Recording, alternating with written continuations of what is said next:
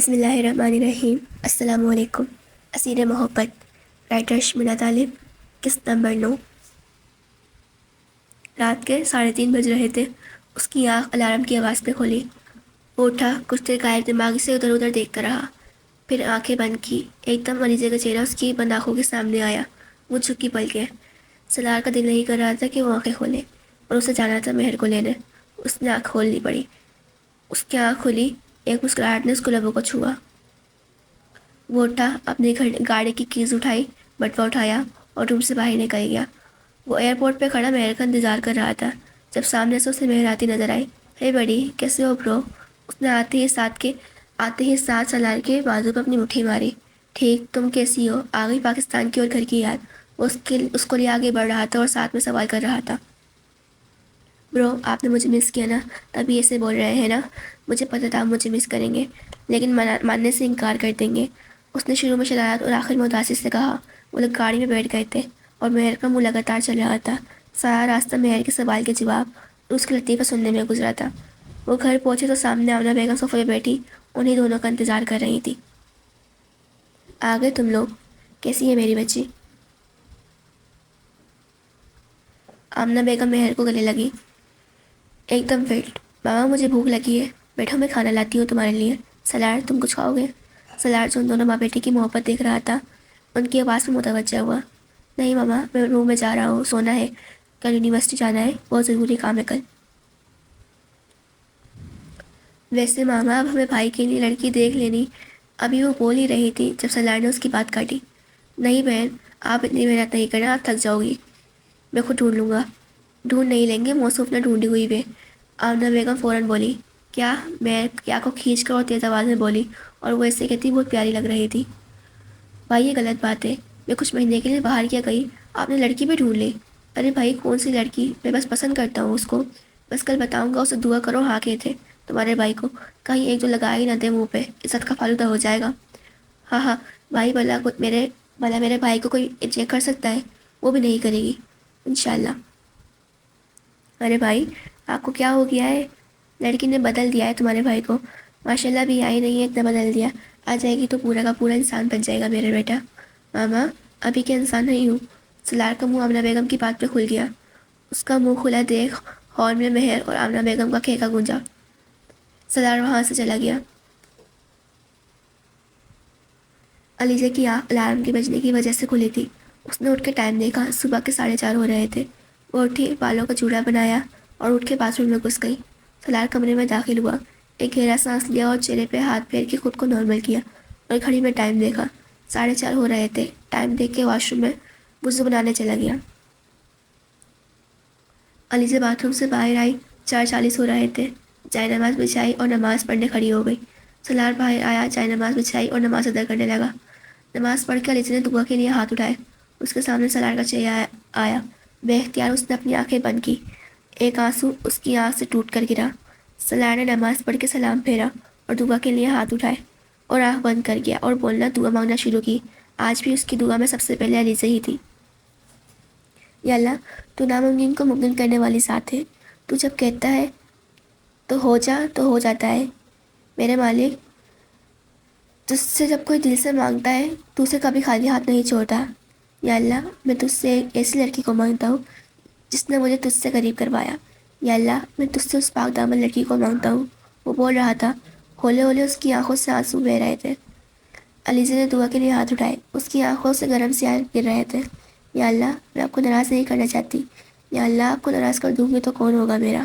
یا اللہ، میں نے ہمیشہ جو بھی مانگا آپ سے ہی تو مانگا۔ یا اللہ، میں آپ کو ایک محرم کے لیے ناراض نہیں کر سکتی، پر یا اللہ، میں اسے جان بوجھ کر یاد نہیں کر رہی۔ یا اللہ، وہ اس کی بھوری آنکھ ہے اور ان میں میرے لیے عزت۔ یا اللہ، وہ میرے دماغ سے نکل ہی نہیں رہا۔ میرے مالک، میرے لیے آسانی کر۔ میرے مولا، میں آپ سے اس کو مانگتی نہیں، میں بس چاہتی ہوں میں اسے بھول جاؤں۔ میں آپ کو ناراض نہیں کر سکتی میرے اللہ، مجھے اس سے محبت ہو گئی ہے، لیکن میں اسے کچھ نہیں کر سکتی۔ میں آپ کو ناراض نہیں کر سکتی، ماما بابا بھائی کا ماں نہیں توڑ سکتی۔ میرے مالک، میرے لیے آسانی پیدا کر، اس نامحرم کو میرے دل اور دماغ سے نکال دے۔ بے شک تو ہر چیز پہ کامل ہے، میرے رب، مجھے سکون عطا کر۔ روتے روتے اس کی ہچکی بن گئی تھی۔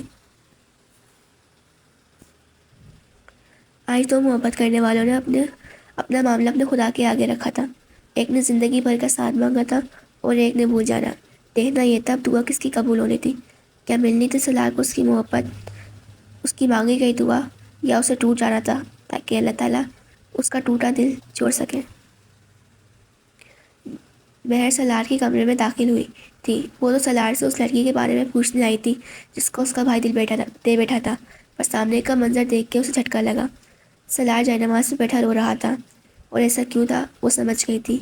ایک جگہ جہاں اسے خوشی تھی، سلار کو اللہ سے قریب ہوتے دیکھ کہیں ڈر بھی تھا اگر وہ اسے نہیں ملی تو وہ اللہ سے ہی مایوس نہ ہو جائے۔ وہ جیسے آئی تھی ویسے ہی چلی گئی۔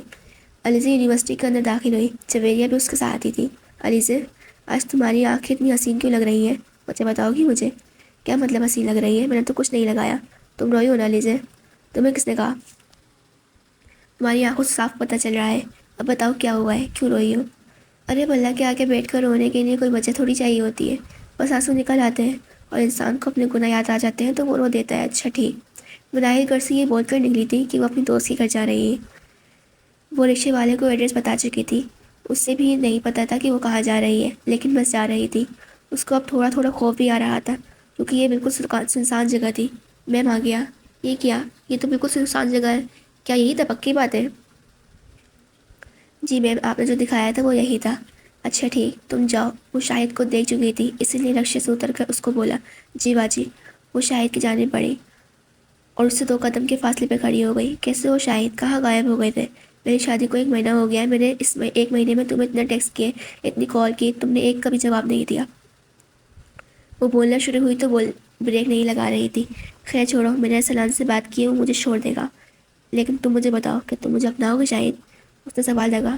شاہد نہیں، آر جے ہوں میں۔ اور تمہیں کیا لگتا ہے میں تم جیسی لڑکی سے شادی کروں گا جو اپنے شوہر کے ہوتے ہوئے کسی کے نکاح میں ہوتے ہوئے مجھ سے ملنے آئی؟ مناہل ابھی اس کی پہلی بات سے نہیں سنبھل پائی تھی۔ اس نے ایک اور بم پھوڑ دیا تھا اس کے سر پر۔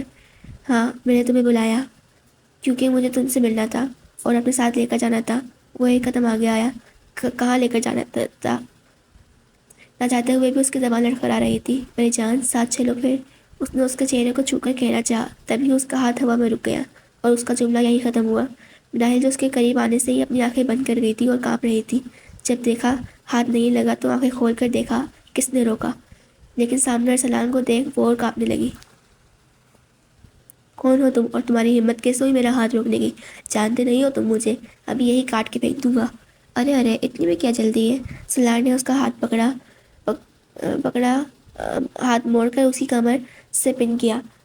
شاید موڑنے کی وجہ سے ہڈی ٹوٹ گئی تھی۔ شاہد کے منہ سے گالی نکلی۔ ارسلان نے اسے اگنور کیا اور مناہل کی جانب متوجہ ہوا۔ تو یہ ہے شاہد عرف آر جے، اسمگلنگ کے کام کرتا ہے۔ چرس کو سپلائی کرنا ان کی کمپنی کی بدولت ہی کی جاتی ہے۔ یہ لڑکیوں کو ٹریپ کرتے ہیں، پیار کے جال میں پھنساتے ہیں اور اغوا کر کے ڈرگس دے کر آگے ملک سے باہر بھیج دیتے ہیں۔ مناہل کی آنکھیں آنسوں سے لبریز اور ان میں حیرانی ہی حیرانی تھی۔ اس کو آج اپنی غلطی کا احساس ہو رہا تھا۔ کیا کر دیا تھا اس نے؟ اب ارسلان بھی اسے نہیں اپنائے گا، یہ سوچ ہی اس کو اذیت دے رہی تھی۔ نہیں مناہل، یہ جھوٹ بول رہا ہے، یہ بس مذاق کر رہا تھا تمہارے ساتھ، اور یہ آ گیا۔ میں تمہیں بتانے والا تھا یہ مذاق ہے، تمہیں مجھ پہ یقین ہے نا ارسلان؟ مناہل کو آج اپنی آواز کسی خواہش آتے سنائی دی۔ ارسلان جو مناہل کی جانب متوجہ نہیں تھا، اس کی آواز پہ اسے دیکھا۔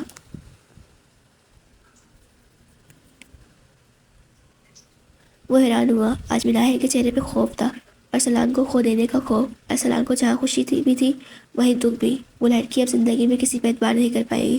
ارسلان اسے دیکھ رہا تھا۔ مناہل نظر جھکائے کھڑی تھی۔ شاہد نے ارسلان کے ہاتھ پہ کاٹا اور اپنا ہاتھ چھڑوایا اور مناہل کی جانب متوجہ ہوا۔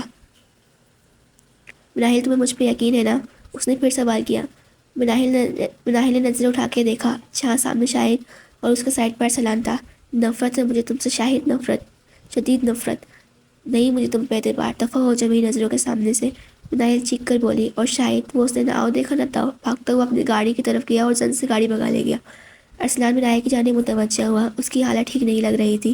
چلے، ارسلان کے پوچھنے کی دیر تھی، مناہل اس کے ہاتھوں میں جھول گئی۔ ارسلان بھکلا کے رہ گیا۔ مناہل آنکھیں کھولو، مناہل۔ ارسلان مناہل کی گال تھپک رہا تھا۔ اس نے اس کو باہوں میں اٹھایا اور گاڑی میں بٹھایا۔ السلام علیکم، کیا حال ہے؟ سو گائز، اگر ناول پڑھتے ہیں تو لائک بھی کر دیا کریں، موٹیویشن ملتی ہے۔ باقی کمنٹس میں مجھے میری غلطی ہی بتایا کریں۔ تاکہ میں اپنی غلطی سدھار سکوں۔